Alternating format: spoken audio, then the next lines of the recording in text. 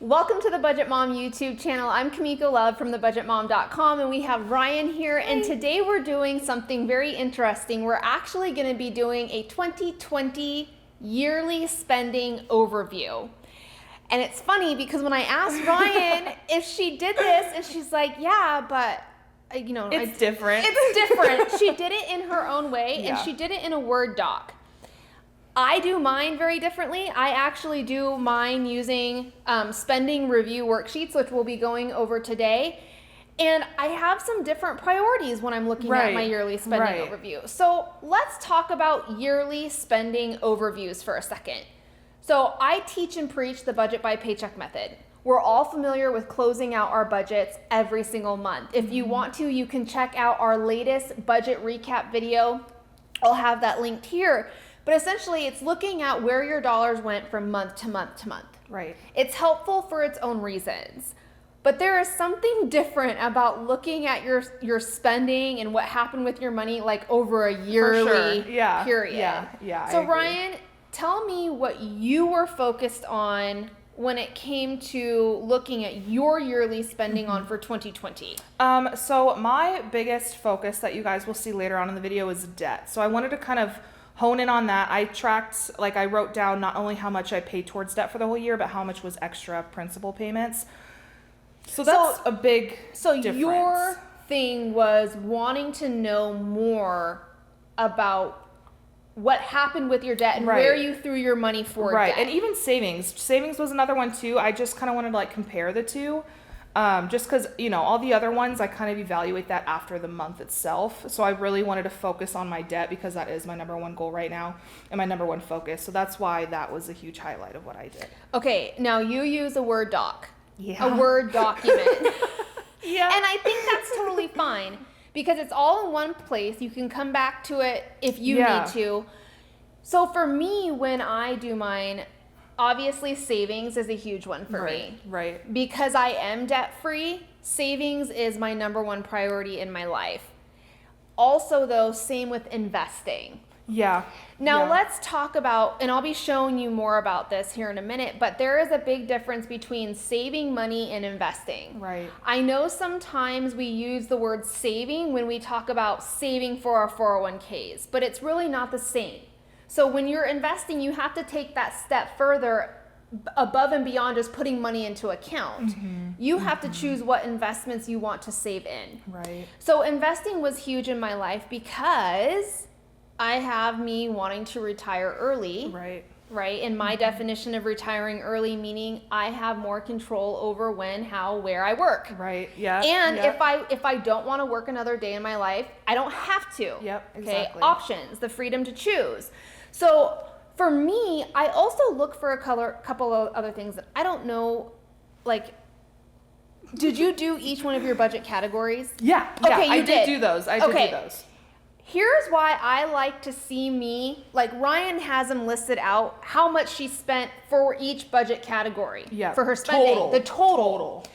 I like to show mine monthly number. Why? Because it allows me to see trends. So for instance, perfect example, my fun activity spending, going to the park, doing things with my kiddo, it increases from the months between July and September. Right. And you can see that, and I'll be showing you that on my worksheet here. That's important for me to know. Yeah. Because you can tweak and perfect your budget in the following year, and hey, in these months, this spending is a lot higher. For sure. And that was one of the reasons I was no, I shouldn't do it this way. But like I was telling Miko earlier this morning, 2020 was the first year that I was 100% everything. I would close out my budget every month. I was tracking my spending every single month, all of that. 2019, I followed Miko. I was working for Miko. But before I started working for Miko, there were some months where I just, I wasn't as dedicated as I was during 2020.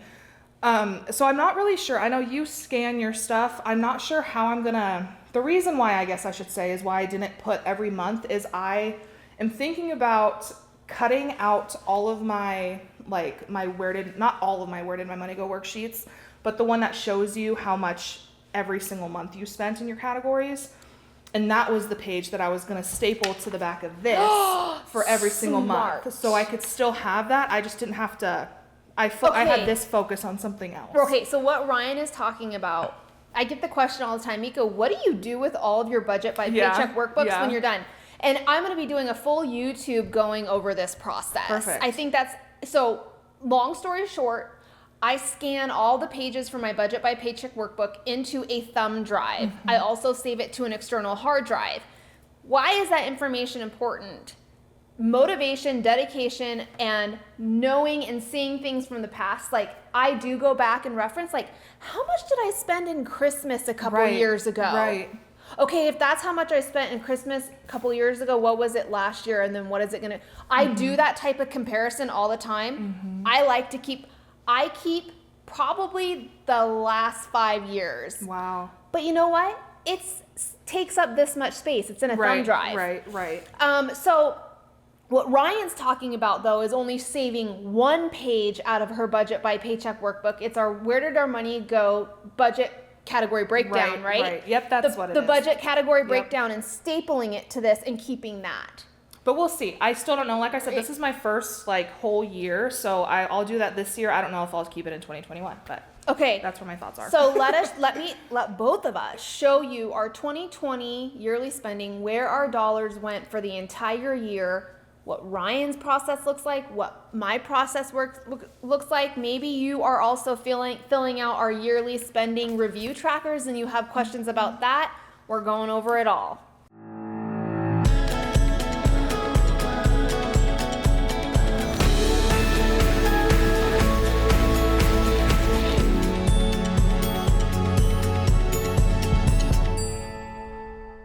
So for my 2020 income, there was a couple of things that I decided to include in my income. Now, I know a lot of people like to just see their earned income, which is the amount they receive from their paychecks. I put my income into 3 different categories. The total savings used in 2020, other income, which means income that I received from selling clothing, or income that Chris gives me. Chris gives me $600 a month to reimburse me for paying the bills. It also includes gift cards if I receive gift cards. Earned income would be my paychecks, what I get in my paycheck. So my total income in 2020, looking at all 3 of those different things, was $63,953. Now I just put these in a very nice, for me, this is just a nice way of seeing the totals, but I'll go over the worksheets that I use to get the information. For my 2020 spending, here is a list of all of my different budget categories. Now I spent $63,953 in 2020. That does not include some of my investments. So 8% went towards food, which was, I spent $5,301 on food in the year of 2020. I get a lot of questions, how do you keep your food spending so low for an entire year? So remember, it really does boil down to where you live, how many people in your family size, and if you have any dietary restrictions. I am only a family of 2, me and my son. Christopher helps also. He gets a lot of his own food. There are days where we share food, but Chris does play a role in that as well. So my food budget is for a family 2 or 3.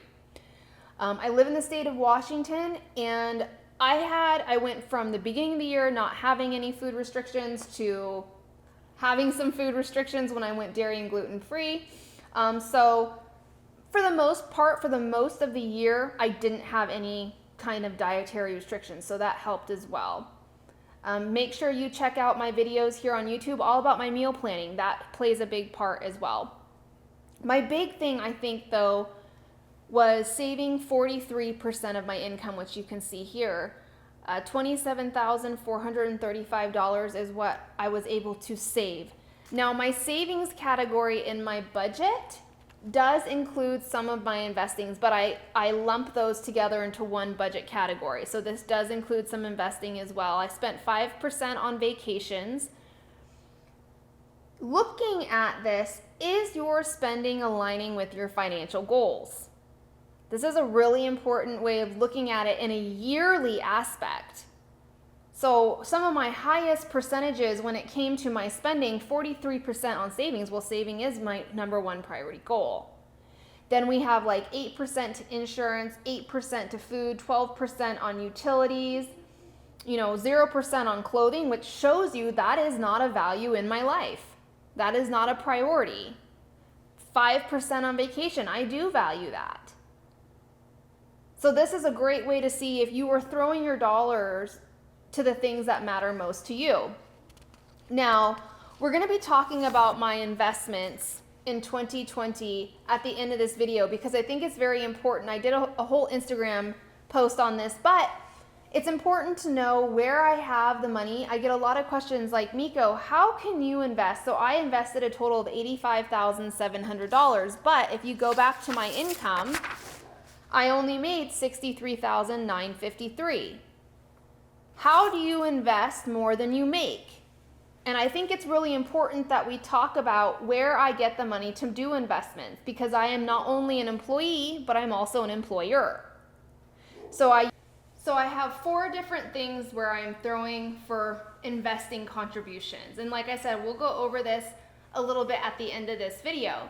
So how do I come up with all of these different numbers? So I use what's called a yearly spending overview. And there is one step that I complete after doing my monthly closeout for my budget. I take time to write down my monthly numbers inside of my workbooks. So for my yearly spending overview, my income total, now on this worksheet, I write my overall income.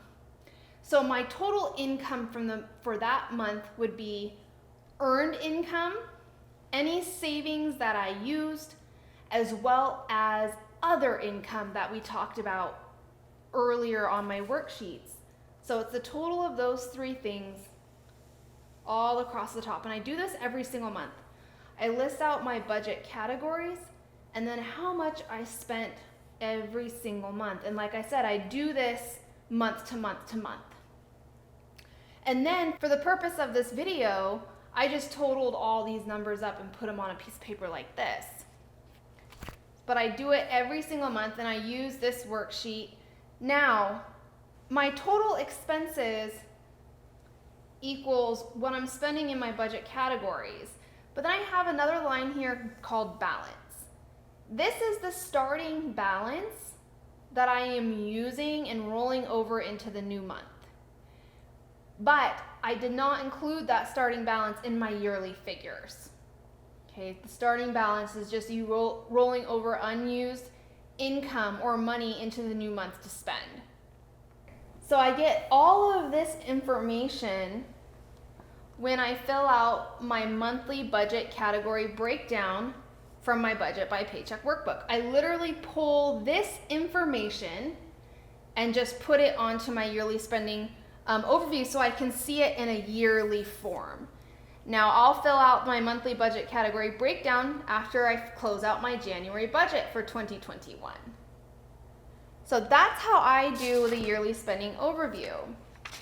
There is another worksheet that's called the yearly balance overview. And this is where you're able to look at the trend of a balance or maybe debt you owe or debt you're paying off. So for my savings balance, I just write down what the total value of my savings is month after month after month. So my savings includes all non-retirement assets plus anything I have saved in cash. That's my savings balance. I add it up and I put the total every single month on this line. I have no debt. Retirement balance. It is the total value of my retirement accounts at the end of every month. And I write it down here in this line. Also, my net worth.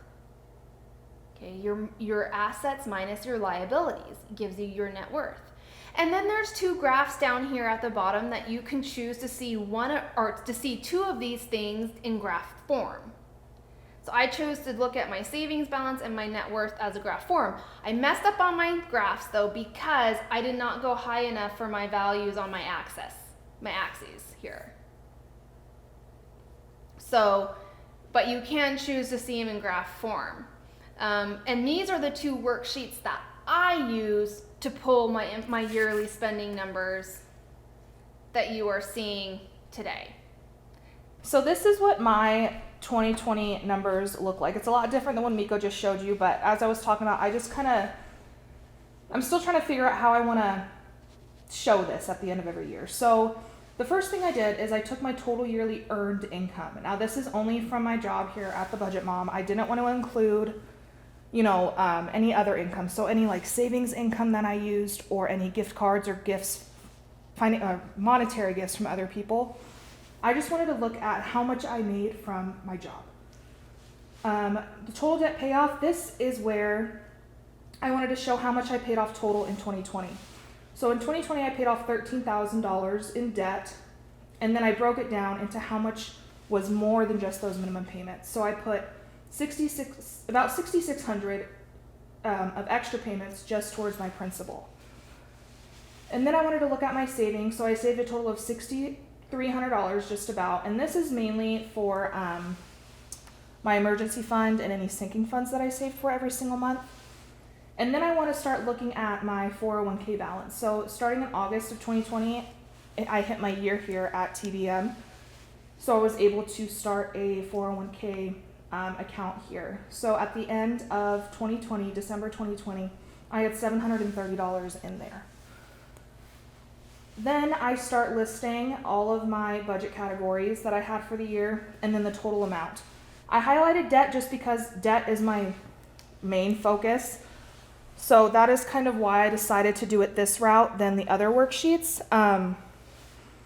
But again, like Miko was kind of talking about, her food cost is low. I think mine's maybe like $5 lower than hers.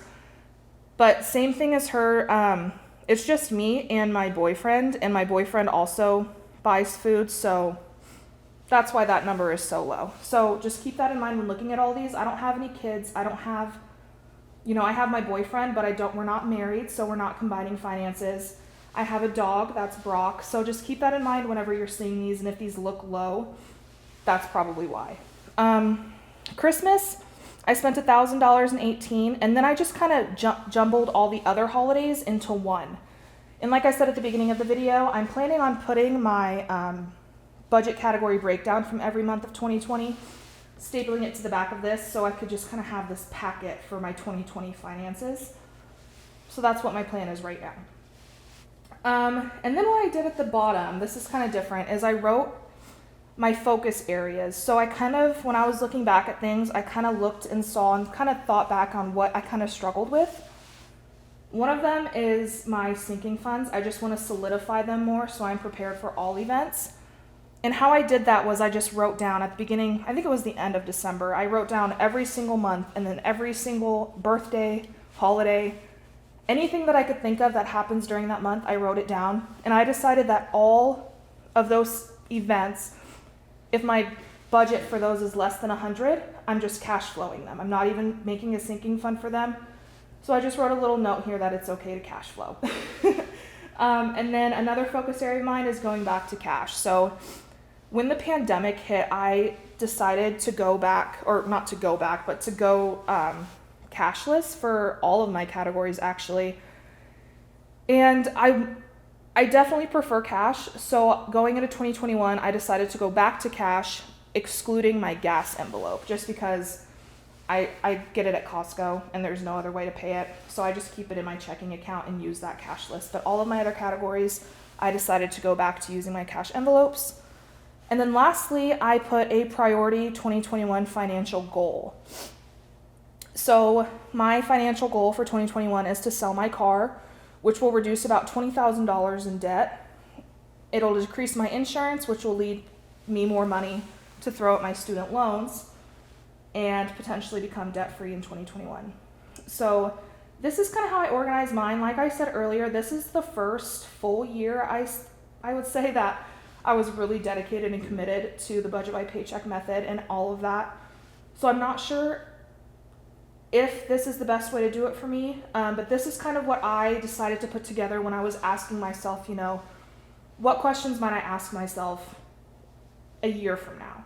Or what information do I really care about whenever I'm looking at all of that? Debt was my number one. So that's how I came up with this. So that is our total 2020 numbers and our spending overview. Let's very quickly talk about, I get so many questions about this. How can you invest more than what you make? So as an employer and as an employee, I am able to max out my 401k at $19,500 as an employee in 2020.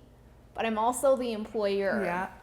Which means that I can do all the way up to I believe it's $57,000. Wow. As an employer.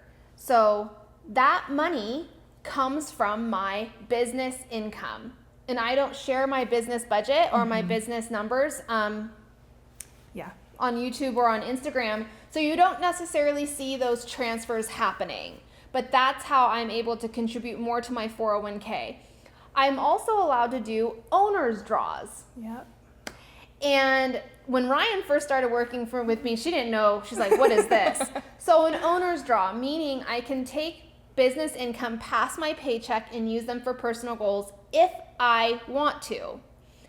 So I went into 2020 working on my retiring early goal. Yeah. And I told myself, you know what? I am going to challenge myself to do more to my brokerage individual account for investments if I can.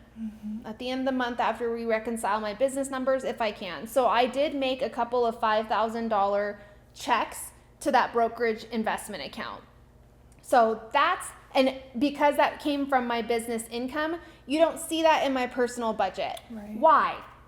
My number one piece of advice, if you are self-employed or if you are an entrepreneur or if you own your own business, keep your business and personal finances separate. Yep. And when I say separate, I mean the way you manage those funds should be kept separate. Separate savings accounts, separate checking accounts, separate financial goals, separate everything. And when you make the decision to use business income, make sure you do it properly. Okay, one of those ways is doing an owner's draw or paying yourself a W-2 paycheck. I've had a really hard time grasping that. That's a good point. Like when I started actually giving myself a paycheck, my accountant's like, "Okay, here's your paycheck." I was like, "Well, it's my business, so do I want it?" It was just a very weird concept to grasp that I was paying. That the concept to grasp is just because your business makes money doesn't mean it's your money. It's your business's money. It's a good tip.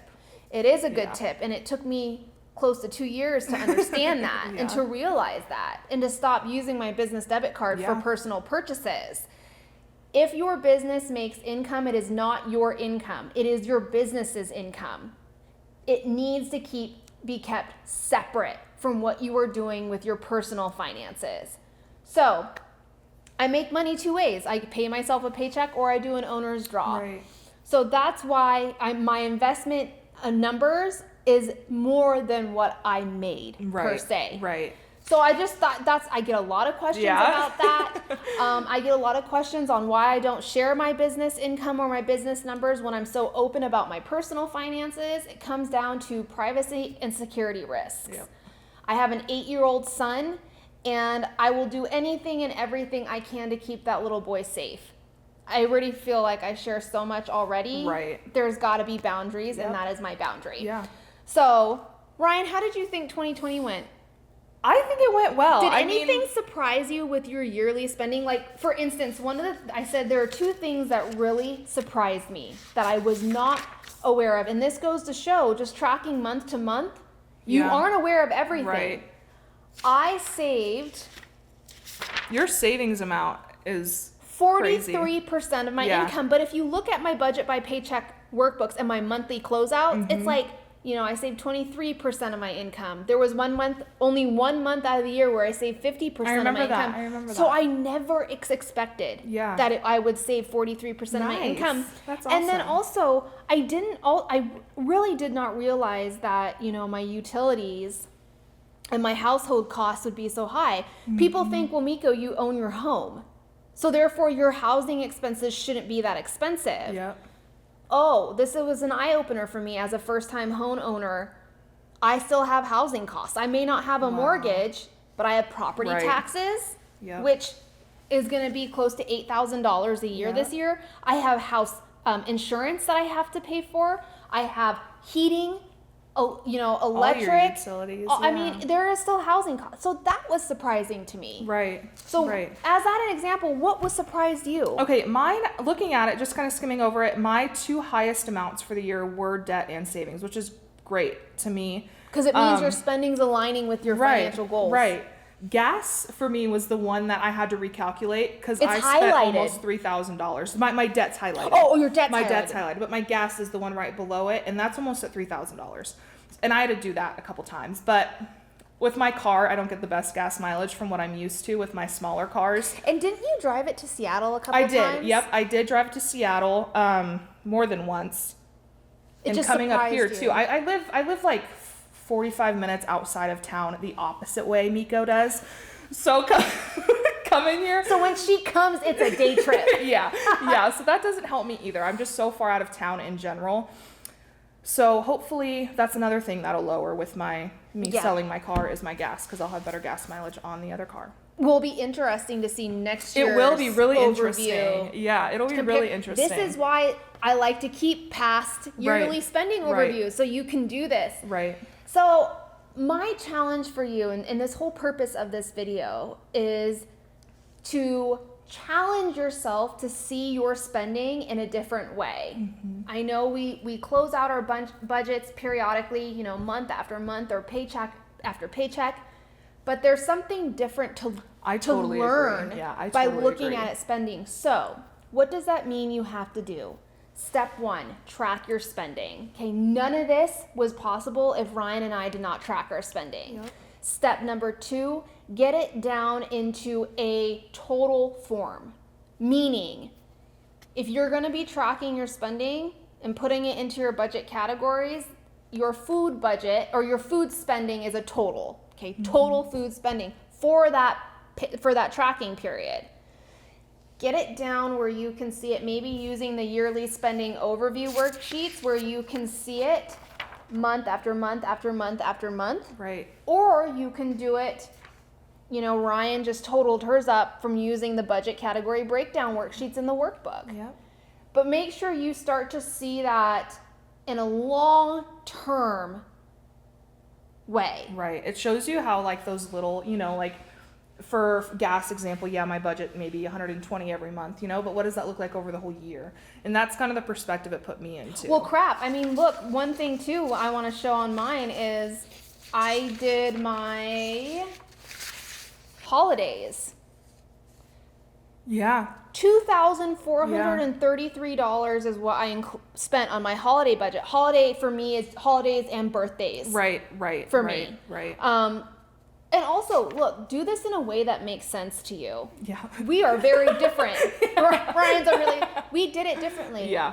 What you need to see is what matters most to you, where you can make the biggest, most beneficial changes in your life. Right.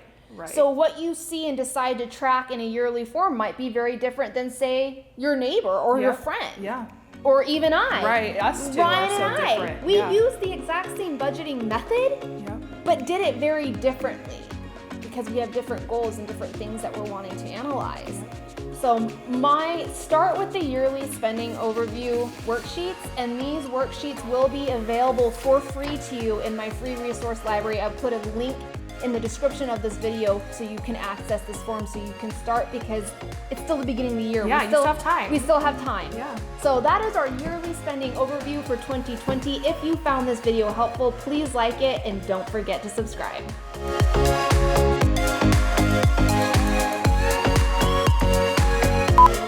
Are you recording? Yeah. Is it recording? Okay. We're good? Yeah. Okay.